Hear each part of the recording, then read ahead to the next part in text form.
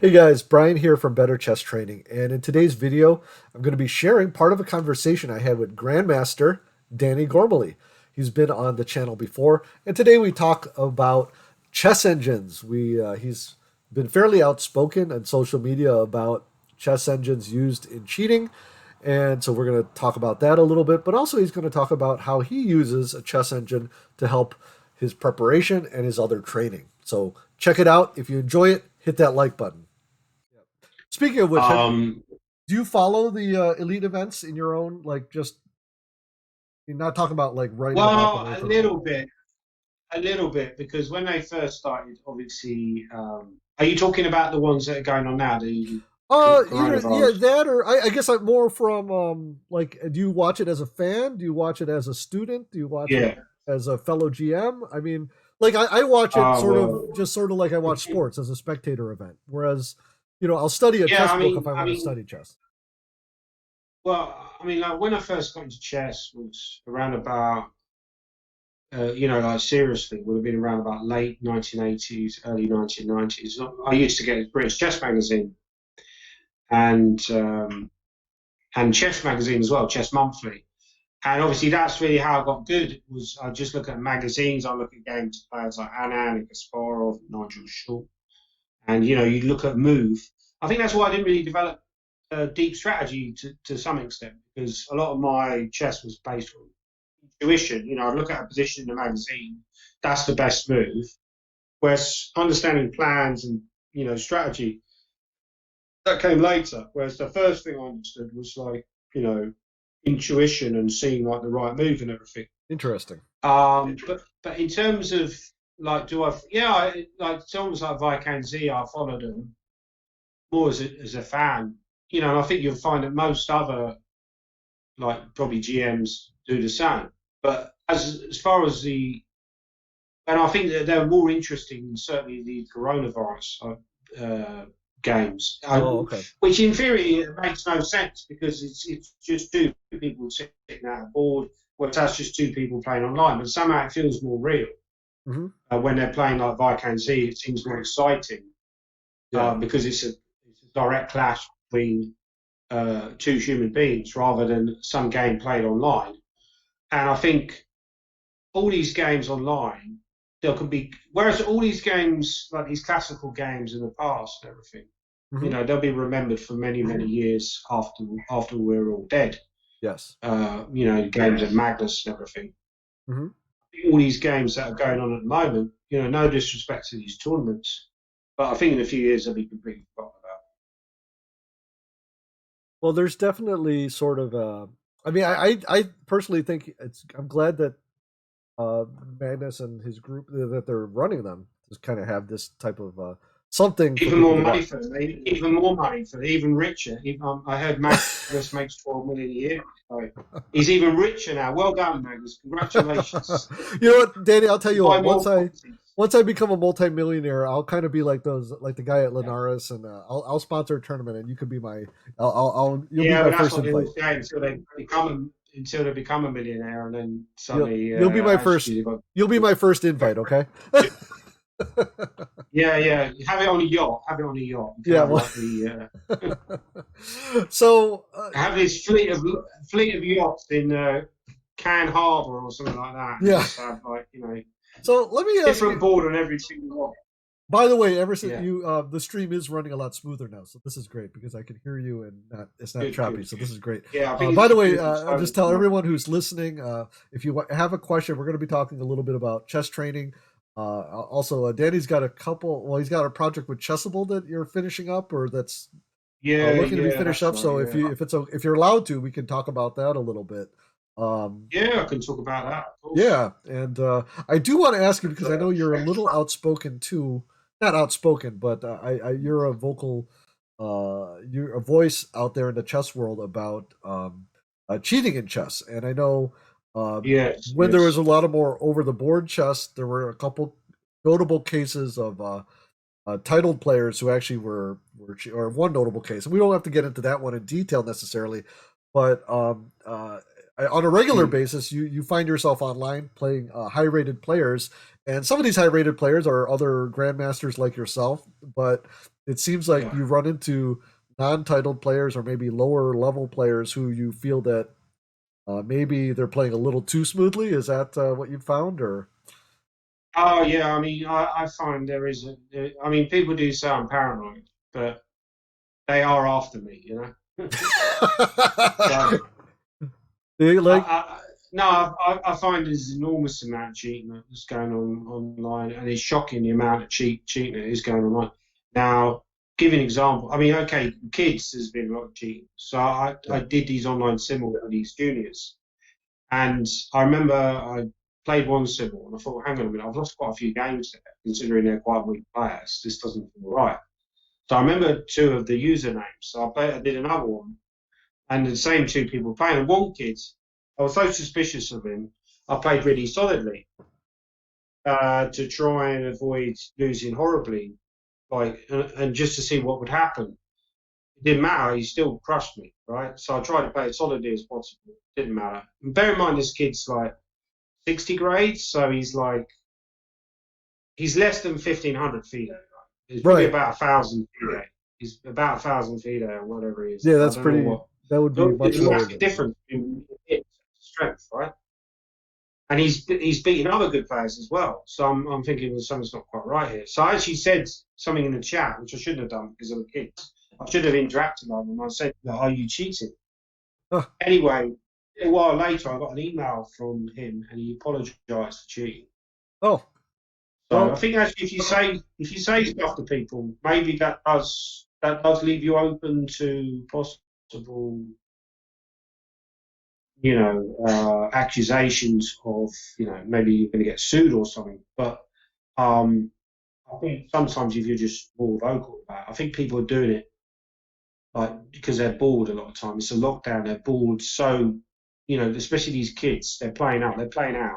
yeah, yeah. So you know, yeah, and they're probably using engines a lot anyway. So it's kind of a natural progression. Right, I I'm using the engine a lot. Okay, I'll turn the engine on for this game. So right, right. I'll input the move. There's even these things. Apparently, I've been told about it, and it's really sociopathic. And Hmm. it's, you can get these bots. And what you do is apparently you turn them on for your game, and the bot will tell you like maybe the second or third best computer move, so that it's not too suspicious. Really? Yeah, yeah. I mean, it's just horrific. It's like something that Hannibal Lecter would make up or something, right? Like that's how devious it is, and you can just turn it. You can just use it for certain moves. You don't have to use it for all the moves. So so obviously they're aware that people might find it suspicious if you're playing the top engine move on every single move. Right. That they're kind of designing it to be like a smart cheat, which is to me that's completely sick. I guess I never understand um, the allure of it. I guess if I had a chance to play like you or another titled player, like in a simul or wherever, I would want to Hmm. use it as a way. And maybe this is just me, of course, a way to test Yeah, myself yeah, absolutely. and get beat up. But Yeah, same then, thing. If I was playing Magnus, if I was playing Magnus, there's no way I would use an engine because I was just think, well, even if I win the game, so what? It doesn't prove anything. It just proves right, the engine's stronger than Magnus. right, So it's obviously these people are they're incredibly insecure yeah, because they're feeling that they have to cheat to get some brownie points. I mean, I could show you that I sent you the link to a game that I played against somebody who I found very, very suspicious huh, because it was a game I played with live chess, and the guy was like low 2500s. I was like low 2600s when we started playing, right. and he destroyed me really. And most of the game, I think he beat me 7-3. But he could easily beat me like 10-0. It felt like. Huh. And one game I played against him, and the moves he was finding, I just couldn't believe it. I just this is not the human. It's a very complex position. I made a lot of mistakes in the opening, so it's a very complex opening. Okay. But he should be making mistakes as well, right? He wasn't. He was just playing the top engine move pretty much every move, and that is a game that to me is an obvious example of somebody with engine cheating. Right. I could be wrong. Well, is there? I guess because now, like in some of the bigger tournaments in the United States that you're trying to do online, they're forcing people to go on Zoom so they can and share their screen so they can be Yeah, viewed. yeah. And I don't know. I think there are There was a case. Sorry to interrupt. There was a no case problem. recently, Brian, where this girl was playing on one of these junior events on chess.com. Yeah. She's a 10-year-old girl, and they had to cut the broadcast before the end because he was cheating. Oh, So gee. it was on Zoom, or it was on Zoom, so you could see her on the webcam, and she's like looking above or something, like a 10-year-old girl or something like that, and she was cheating even with the Zoom on. Amazing. So It's sad. I It's think, generally speaking, it will cut down a lot on the amount of cheating. It's true, if you've got a Zoom, if you've got I don't really, to be honest, I don't really want to play a game where I have to go on Zoom. right. Well, that's I what I don't was really going want to to play say. a It's classic one. I have not entered any of these tournaments myself, and I really feel like it's kind of No. like even if I have like we talked about, I might have to use the bathroom several times during the game, and if Yeah. I'm going to be suspicious, and I'm at my house, so You could just piss at the board. You have a little bucket down there, yeah, and yeah, then just do a little Zoom thing like down like that, so they know what I'm doing. No, sorry, is that inappropriate? that's Okay, probably probably would be a problem. yeah, You'd probably get arrested, yeah and the police would turn up on the Zoom. that might be bad. That might be bad, but so getting back to Yeah, I think it's a bit sad if you have to do that. But obviously, there's I don't people know out what there who ruin it for you everyone know, else. it's kind of I don't know if it's a human nature type of thing as if people are given the opportunity, so obviously there's a lot of players don't cheat. I mean, I think Yeah, yeah, that is the case, but there's enough out there that it's a problem and it's annoying. Um, but I don't know if there's a other than a almost like a change in culture, sort of a change in I don't want to say morality. I don't want to put it that high, but it's sort of because to me, I would never conceive of wanting to try to cheat. For me, the game is a sort of a test of my my will and my yeah. I think ideas. that's the main reason why people play it, because you're testing yourself. Right. I So mean, I never really liked cheats because one of the first events I played was I was like in a scout group when I was younger. Didn't really get on well with the kids there. I don't think they liked me very much. As soon as I turned up, they're kind of taking the piss out of me or whatever. One weekend we went away to some kind of chess competition. I never really played chess, but I played against some older kid and I drew with him. That was great. He said, "Oh," he complimented me. He said, "Oh, you're really good." Blah blah blah. And then I played against these other kids who were mm, in my group, if you like, and they were the ones who didn't really like me very much. And we played, and I think I was playing about three or four of them at the same time. hmm So it didn't really matter, does it? If you've got three or four people, because it's just it's essentially you versus one other person. right. But yeah, I mean, I ended up winning the game, and then they said, and then they basically accused me of cheating, which I clearly didn't do. And then they called over the scoutmaster, Uh, and he obviously didn't know what to do. But eventually, he agreed with them, so I lost the game, and oh it my always stuck goodness. in my mind that they cheated me. That they cheated me out of the point that I should have won. Huh. So I think ever since then I kind of like detested cheating. Yeah. You kind of you're influenced by your own experience in It's life, and just I just perplexing. kind of shocked by it. It's perplexing because I even and we can move on from this topic a little bit. I realize there's a bunch of questions I want to not a Yeah, bunch, but it's a yeah, little bit of a depressing yeah. topic. Let's move on to some more. Let's move to something more positive. So you have recently completed, although it's not published yet, a new Chessable course Yeah. on Sharp Middle Games 2. I am a proud. I actually helped beta test the first version, and I put a review. Oh, We nice. talked. That was the first time we had our discussion. Our first interview last year. So tell us what's this new course about. It has something to do with our current World Champions games. Is that my understanding? It's not out yet, but it's Well, probably yeah. soon. I mean, the first one I did was reasonably successful, but then I thought, how could I do it a little bit better for the second one? Right. So I figured, firstly, what I want to do is firstly make it bigger. Okay. So it's like a bigger course. There's more subjects it covers. And secondly, don't make the chapters so long. Make them kind of funky and easy to understand. Okay. And also, the other thing I did was I use a lot of banter blitz games. So I'm looking at these YouTube games. I think, Ah. well, this is a great source of material because you've got people like Magnus. Yeah. You know, when has it ever been during chess history? You didn't get 50 years ago. Bobby Fischer was sat there explaining his faults on YouTube. Yeah. YouTube didn't exist then. You know, or Garry Kasparov in the 1980s, or Anatoly Karpov in the 1970s. You didn't Yeah. get that.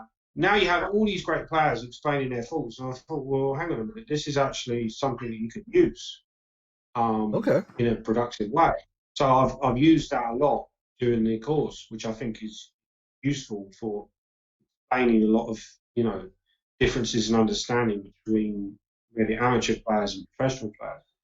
Mhm. And the other thing I also did was I asked on the forum for people to send me their games.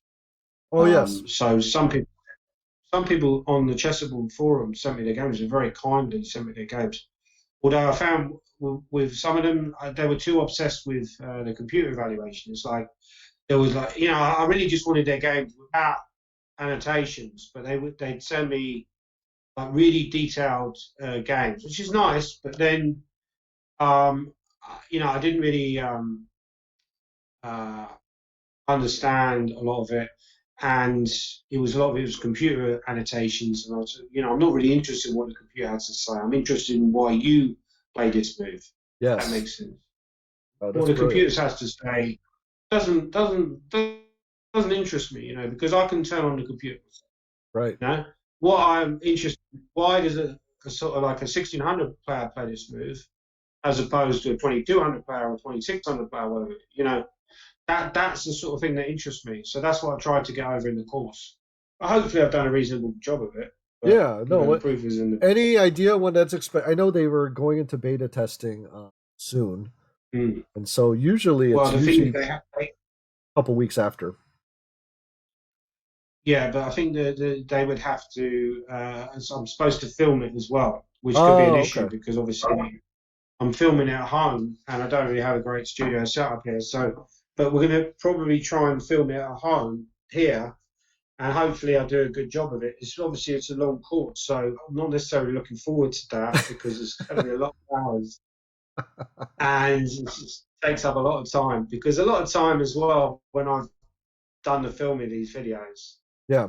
Yeah. you really do have to prepare because a lot of the time you make mistakes. You get to some like move 30, you talk about a variation. Well, actually, that's wrong. And then if you don't, and then if you try to say, oh, actually, no, that's wrong. You say that in the video, it looks kind of amateurish, And then you have to do it over again if if that otherwise. makes sense. Yeah, and then you have to do it over again. So you already filmed like a 15-minute video, and then you go, right, okay, I have to scrap that. And then, Well, so it's important to research as much as possible. It's not just the filming, right. it's actually the researching of the material. And, but obviously, I wrote the material myself, so I should Right. have some idea of how to present Maybe, right? A little bit. it. Yeah, it covers a lot of topics. So it covers topics like time, Uh-huh. which I think is very important in chess, Mhm. because often when you talk to players, they talk about time, how time is relevant in chess. Like it's just a time to play a move that's a quicker tempo move, or is this to play like a slower tempo? And that to me is a fascinating subject. I talk about space, how you can make like space gaining moves. I talk about other subjects like pawns in front of your king. Should you be making a pawn move in front of your king? And other things like king marches. Should you be running with your king? How should you run with your king? Should you leave your king in the center? Should you try and castle as quickly as possible? And also stuff like wisdom. If you look at Magnus Carlsen when he's commentating on a game, there'll be 2 or 3 moments of real like insight that he'll have during that game, whatever game it is. He'll have like 2 or 3 moments of magic, Magnus Right. magic. Right. He'll have 2 or 3 moments, and yeah, that's something that the average person they might be aware of, but they might not be aware of. So I think that's something I also wanted to talk So do you about, try of to course. bring that? Do you try to bring that out? You try to find those moments in your course. Is that kind of the part of the idea? Yeah, give you an example. The first course I had this game against Peter Lecco, and I thought, we analysed the game afterwards, and obviously Peter Lecco, he's a very successful commentator, Oh yeah. obviously very good player, and particularly back in the day, was sort of 27s, 60, I think he got to 27s, 80 or whatever his highest was. He played a world championship match against Kramnik, and yeah, when I analysed with him, there were two or three moments of real quality, and that's the thing that stands out for me. That's the difference between, say, myself and say a really top player, is they're seeing moves that I'm not necessarily seeing. Hmm. And that's something that you can get over in the course. Look at the games, or that comes over in the course, hopefully. Um, but yeah, it's not easy unless you play these guys. You're not going to see that quality. You know. Yeah. Yeah. So Well, and maybe you I have to suppose it's be. the same. Sorry, Oh no, I was going to say you have to be at a certain level of strength yourself to sort of see the difference. to Like you would understand be able to that, perceive this more than say myself playing a high. yeah, to understand that that's a moment of quality, and I suppose it's the same if you analyse a computer. If you know how to analyse a computer, the computer will see two or three candidate moves. At least if you analyse your game, even superficially, it will see two or three candidate moves. And you go, wow, I didn't see that idea. Wow, that's a really nice idea. Mhm. And that kind of brings your understanding on a little bit. So if you can, when you annotate, when you write these courses, you can kind of explain that to the viewer. Yeah. Yeah, this is like an important moment, if you like. And I think that's an important thing about playing chess to a high level. Understanding the key moments of a game. Yeah. When to think, when to use your time, sort of thing. Yeah, no, that's great. Getting back to something you said a little earlier, because like you said, yeah, we are in different times now with the streaming and stuff. You could see Nakamura and Carlson, talking about their thoughts. In a Mm, way, maybe that explains some of the popularity of some of the older books like Kasparov's Test of Time, yeah, Fisher's 60 Memorable Games, because it's sort of, and this is pre-engine, so it was kind of nice because they were doing this analysis by hand, or maybe Kasparov had people on his yeah, team do it. But do you just sort of kind of switching? I want to kind of transition a little, sort of to chess studying and chess training, if that's okay with you for a few minutes. mm, And kind yeah, of going sure. off of what this sounds like, it's a great course. I'm really looking forward to it coming out. I really enjoyed your first course as well. I'm still working my way through it. Excellent post It's from very yeah. Well, definitely we'll be putting links, and I'll probably do a review on my YouTube channel, and maybe we'll have another conversation once we yeah, yeah, get yeah, out. I yeah. was streaming one of the courses, and then I was notified, not by Chessable, but I was notified that I wasn't really supposed to do that on online. So I could take excerpts of a position, for example, and maybe analyze it, but I'm not supposed to actually show material from a course. Yeah, I did that. I did that myself. I did like a clip of whether I'm supposed to do that or not. I just did a clip. Well, yeah, I was that's yeah. filming on the tablet. I was filming the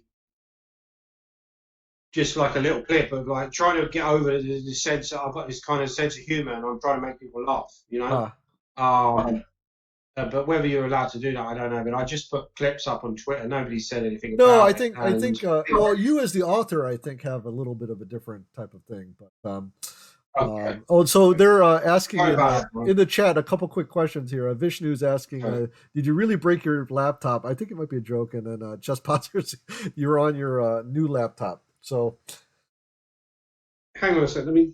yeah, okay. It's getting cold here. The weather's quite bad. Did I actually break my laptop? Yeah. Okay. The issue was with my laptop was um, I had actually had a lot of anger issues in the past. So I'm reading this book about anger at the moment, which will try to help me. But Right. um, yeah, I had problems with laptops in the past. So I used to play that online poker a lot. And Ah, I remember one day I kept getting these bad beats. Like every time on the river, this guy would like hit me. He would hit against me, like hit. And I got so angry, I punched the screen. Like bang, right? So it's one of these liquid crystal screens. It cracked. Oh, no. So I took it down the computer shop, and they said, "I'm afraid it's the most expensive part of the computer. If you want Oh, to get no. it fixed, cost you like X amount." I said, "Well, it's no point, right? So I might as well bin the computer." So I bin that computer. Oh, The one I had recently, oh, there's more than one I that think you. that, yeah, there was a problem. There was a problem with the screen coming off because I remember I had this golf bet on, and this guy was doing well, and it annoyed me. So I like, so because obviously it wasn't someone I backed. So I basically punched the computer, which is stupid. Obviously, you shouldn't go around punching stuff, and that caused problems because the screen started to come off, right? Right. Um, but that wasn't really the issue. So eventually, what happened with the computer I had was the battery, for some reason, just seemed to go dead, and I couldn't find a way to turn it on. And as I had all these other issues with it anyway, with the screen hanging off, I just thought it's easier just to go out and buy a new computer. But the computer I got now is actually a lot cheaper than the old one, so it's a lot less powerful. Hmm. So it's only cost me 320 quid. So it's that's all I can afford. I see. It's not a very good computer. So, so you get these issues. So eventually I'm going to try and buy another computer if Hmm. I can afford it. If I get a bit of money from the store. What was the question that Jack wanted to ask again? I forgot them. Oh Babbling on no, something. they were asking about your laptop, so that's where that came in. I think no, I was going to ask. Looking at these books, these older game collections, Yeah, um, yeah, yeah. and I think they're fascinating because um, and I think this is why I'm really looking forward to your course because I think a big difference, it, like you said, anyone can turn on Stockfish now, say, okay, this is the move to Yeah. play. But when you're sitting at a board, I must admit, I must interrupt you there. I think a lot of the annotations that I've done for my course, I'm sorry to disappoint you, a lot of them were computer generated. But I'm trying to add these faults as well. Because I just find if you do your own work and it's I'm sorry, purely I your can't. own We can't do analysis, this anymore. You've disappointed me. You've let me down. Just yeah, yeah. kidding. If you do your own analysis, it just takes so long to write it. And the other problem is that the chessable, obviously the beta test it or whatever, Yeah. and then they say, well, this variation is rubbish, this variation is rubbish. You have to write it all over again.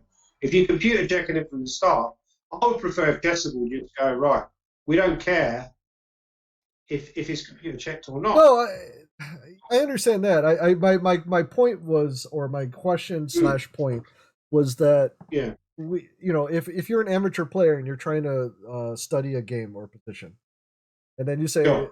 if you say Stockfish says knight takes b5 is plus point, 6, and then whatnot. Yeah, yeah, That means nothing if we don't know how to produce that move on the board.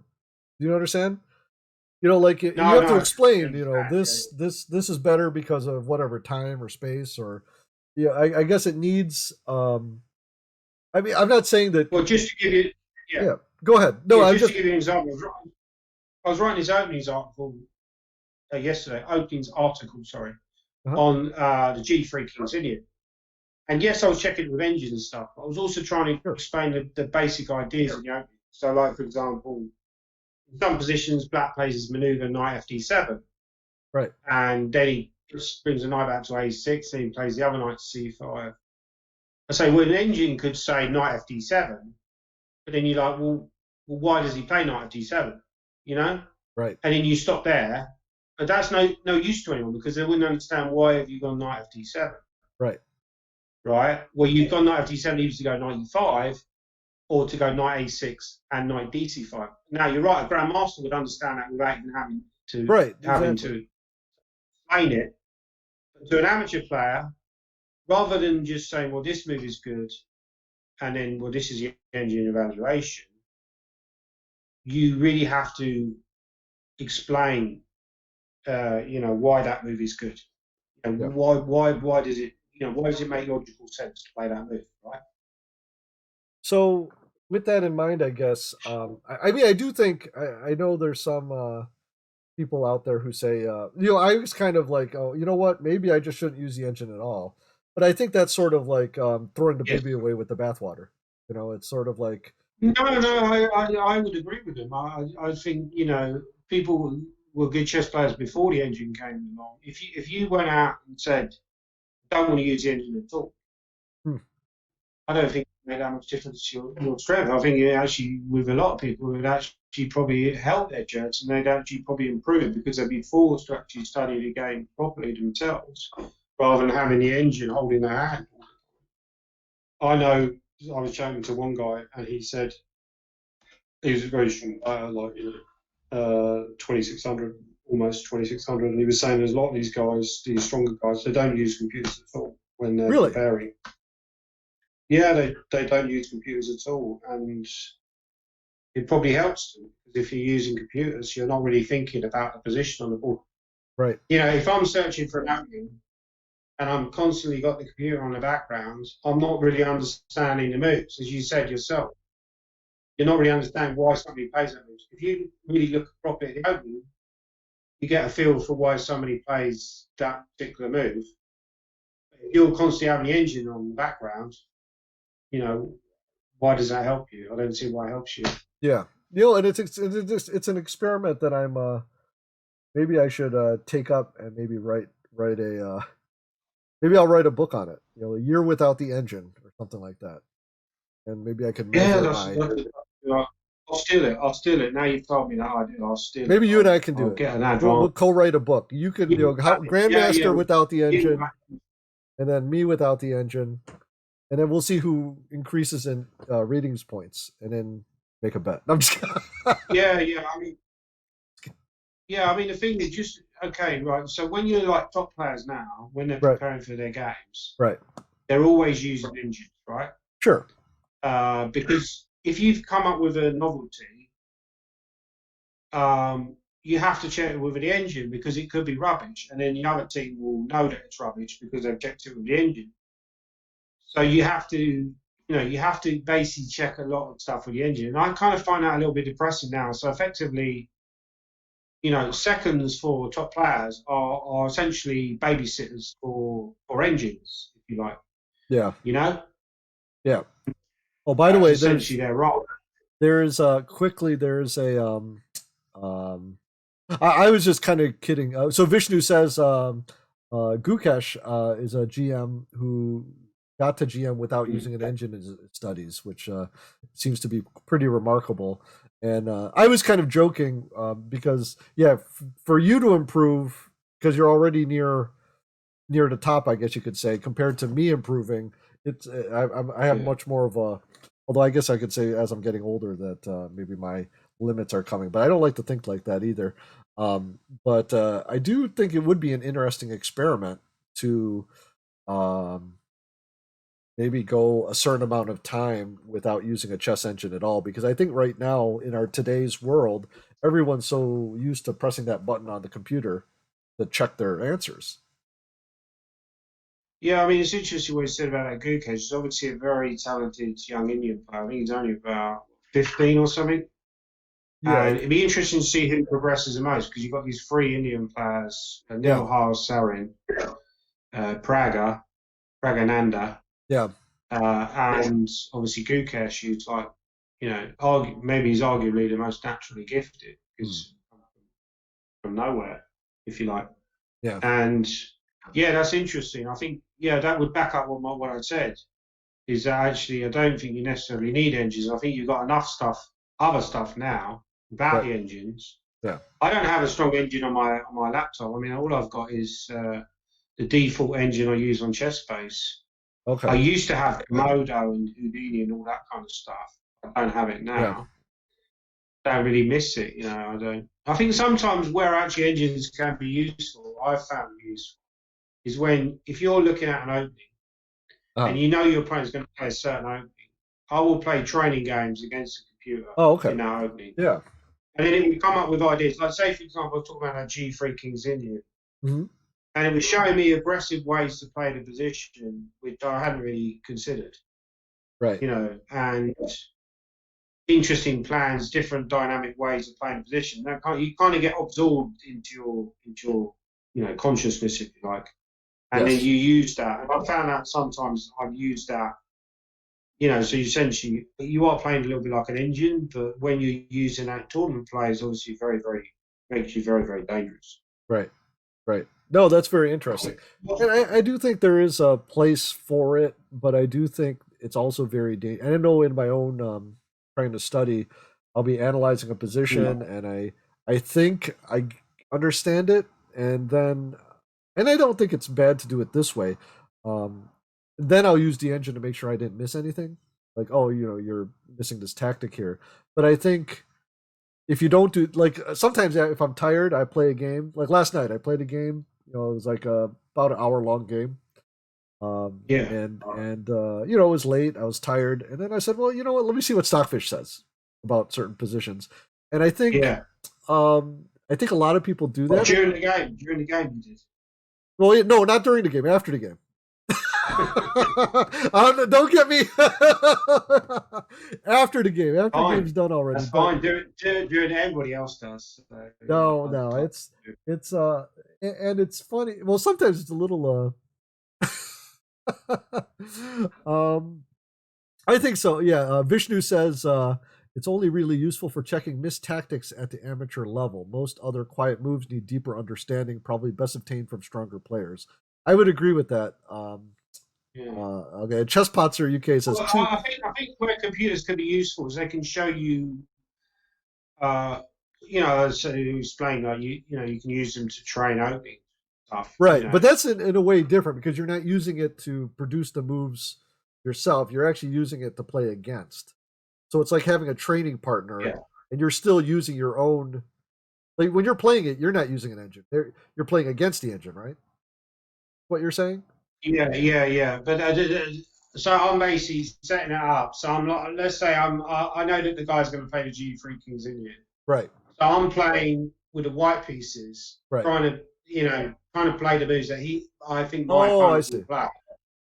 And then you see how the computer handles the positions black, and that gives you some kind of inspiration. Yeah, but you're not using an engine on your end to produce moves, or are you? Or no. You're like trying to play it to see how. Okay, yeah, that's what I mean. Not with the white pieces. Yeah, so I guess getting back to this whole little now because now you've got me intrigued. I think I might do this and maybe make like I'm not using the engine anymore for like a year. Do you think that would be interesting for me to just say I'm not going to use the chess? It might. I think. I mean, just again, another example is when you use the engine a lot. I played a game against Cecile Hassanon at Hastings a few years ago, young French girl, and it was kind of depressing actually because I played this Bishop B5 check variation. So the game went like E4, C5, Knight F3, D6, Bishop B5 check. She went Knight D7. I went D4. And she went Knight F6. I went E5 in that position, right? Now, the best move in this position is to go C takes D4. The idea, E takes F6, you go Queen A5 check, right? But I noticed in some games, she went Queen A5 check. So she went Queen A5 check. I went Knight C3, and she goes Knight E4. I don't know. I mean, obviously, a lot of people will lose a position. We can't show it on the board. And in this position, I'd already had a game with Black against Lawrence Trent. He got Rook B1 in that position. The old theory suggests something else, but he found its move Rook B1, which other people had played before. It's an engine move, right? Okay. Rook B1 looks really weird. It's a very, very powerful move. And I got into trouble against Lawrence. I managed to survive and draw. But I noticed he played his line. And I thought, well, that's actually a slightly dubious line, Queen F5, because it's Rook B1 move, right? So I prepared it with an engine, and essentially the engine prepared it till mate. I mean, I'm not exaggerating. Because every line was just winning for white by force after Rook B1. Wow. And I couldn't believe it, because I remember it was actually only a few months before this, they had this Gelf and Anna match, and they'd actually played that line. And I'd only gone rugby one. So Yeah. I think it was his girlfriend played white or something. He hadn't gone rugby one. You know what we're gonna have? So I didn't understand No, what we're gonna why have they to weren't do going is rugby. we're gonna have to have another conversation one sometime, and we'll have to figure. So today we were gonna. Danny was thinking of sharing a game with us, but just the technological trying to get it on there. I'm gonna try to set it up so that Mm. we can look at the board and you can move the pieces and show us next time if that'd be up, if that'd be cool for you. Yeah, But yeah, I'll do. Hey guys, I hope you enjoyed that video. I enjoyed chatting with Danny. Always a great time, and he's a very funny guy. If you enjoyed that video and you want to see the whole thing, patrons are able to check it out, and you can look at the link down below. If you want to check out my last conversation with him, which was in 2019, we talked about a lot of other topics. You can check that out over here. And finally, if you're not already a subscriber, hit the subscribe button down below. Okay, have a great day. Talk to you soon.